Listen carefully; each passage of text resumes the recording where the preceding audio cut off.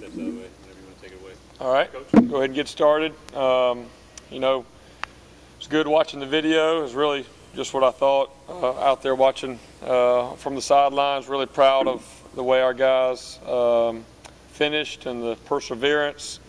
I mean, it's just one of those games that felt like everything that could go wrong happened.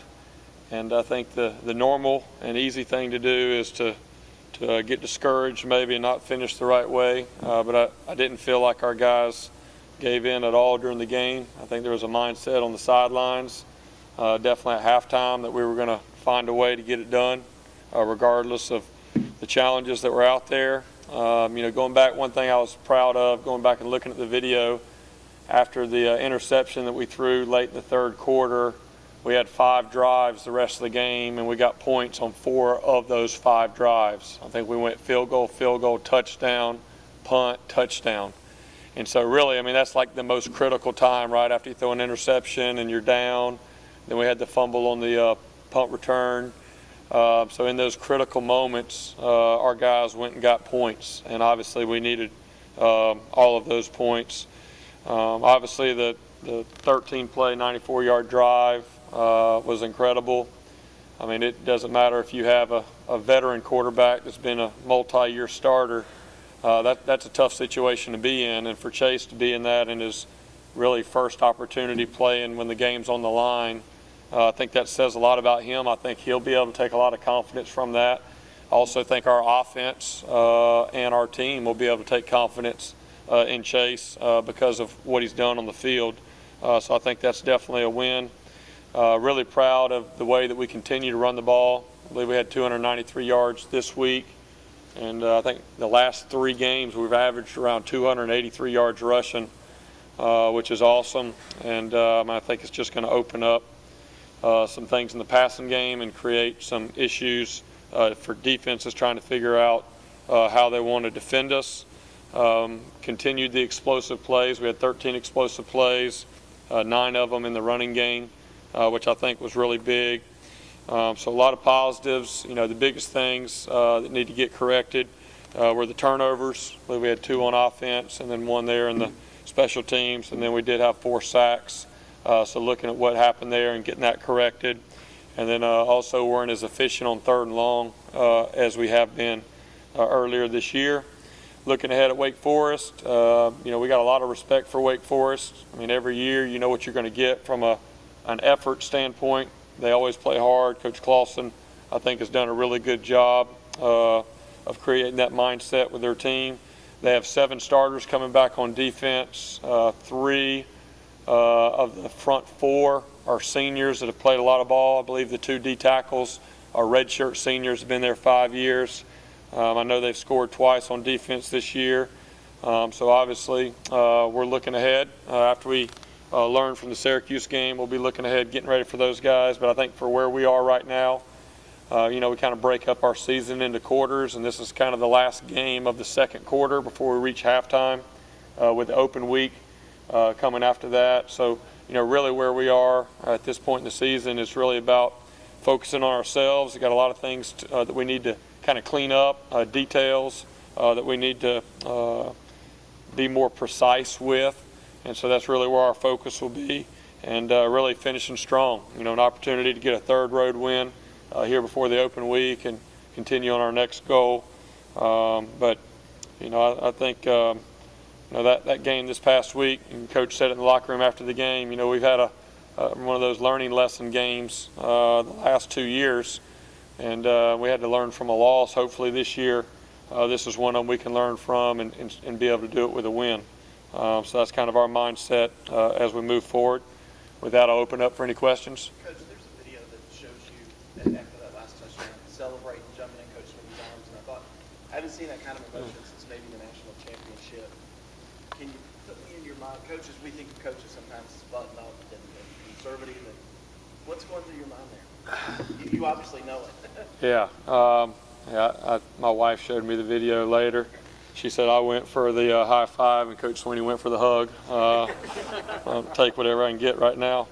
I think the biggest thing, obviously you're in the moment and you're wanting to finish. I mean, we've had some situations this year we've gotten down to the goal line and haven't finished. And just to kind of see what's happened on that drive. I mean, once we made the 4th and 6 throw and catch, and then I think it might have been the next play, either the next play or the play after, Chase pulls the ball and runs it down there. So you're just feeling like we're about to get this thing done.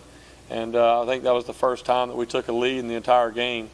Yeah, that was definitely a exciting moment.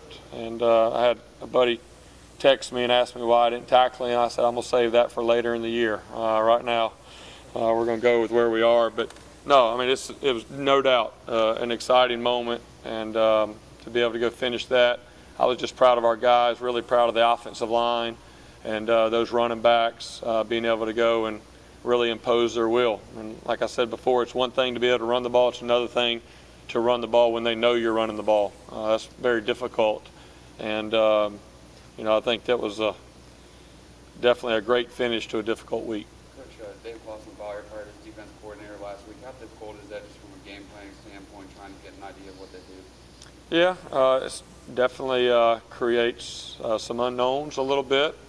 Typically, when you do that, you don't make huge changes. There may be some minor tweaks and maybe some different things in coverage and a little bit personnel where you're moving guys around, doing some different things. We were able to see a few of those things on video from the Rice game this past week. I'm sure they'll have a few other little wrinkles that are different, but for the most part, structurally, it's hard without an open week to really go change a whole lot. But it's kind of where we were our first 3 or 4 games this year, just kind of new D coordinators, new setups, new coaches. There's a lot of kind of unknowns, and so obviously you got to be prepared for that, but all you can do is go off of what's on video. And I think the coaches that have kind of taken that over have been around the same defensive schemes, what they've been doing. We'll have our guys prepared, but really the big message for our guys is no different than every week is, hey, let's worry about ourselves and being efficient with what we do, and we'll have answers if they want to come and change things up a little bit. Jeff, is there a sense that among the coaches and the team that, hey, we made it through last week and now it's time to get back to maybe a normal, regular week? Yeah, we've been waiting for a normal week for a while. It's just kind of been one of those years a little bit with everything that's going on. There's no doubt, that we're hoping this week will definitely be more of a normal week than this past week. But, when you're at the top, then that's to be expected. It's just a lot more difficult, to stay at the top than it is when you're trying to climb up and get there. And it's part of that mentality and that perseverance that you got to have. And hey, whatever's thrown our way, how are we going to respond, right? I mean, just like we tell them life lessons. Everybody's going to face adversity. It's the way that you respond that separates who you are. And that, that's one thing that, we felt like knowing our team and knowing the makeup of our team and kind of who we've been and the culture that we have and all those things, we would like to think that we would respond the right way, but you don't truly know until you get put in that situation.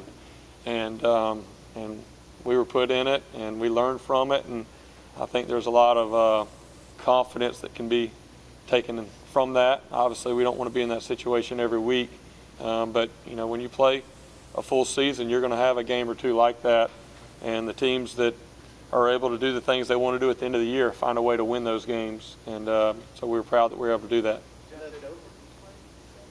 He did not.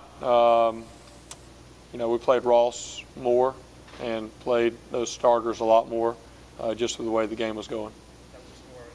Yeah, coach's decision. Yeah. I know you're more interested in team, but at this point, does Travis Etienne sort of be in the Heisman conversation, or at least the conversation is one of the best backs in the country? Oh man, he's special. I wouldn't want to trade him for anybody else's back in the country. I think he's awesome. I mean, it's obvious. Everybody watching the game, just seeing him breaking tackles, and he just gets better and better. Part of it with him too is, he's got to learn when to stick with some runs. A lot of them he wants to bounce, and he can get away with a lot of those. But he's also getting coached up on some of those 3rd and 1s just to go hit it and get the first down. Not always looking for the home run, but he's not one we want to slow down a whole lot. And he's having a great year, and we're not surprised because he's worked extremely hard. And I know he's up there around the country in yards per rush and all that, and hopefully that'll continue, and we'll continue to be able to get him the ball, and guys up front will continue to block for him like they are. Coach Lamar's been so solid on punt returns this season. He had the 2 drops, another one he had to kind of dive for. What did you talk about with him? Yeah. Just having trouble with the hang time. Yeah, it was a difficult day for him. And I know he was disappointed during the game and disappointed after the game in his performance. And really, my message to him is, hey, you're one of the most consistent guys that we have on this team. He's one of the most consistent guys that I've coached, and up until this game, he's done a great job back there.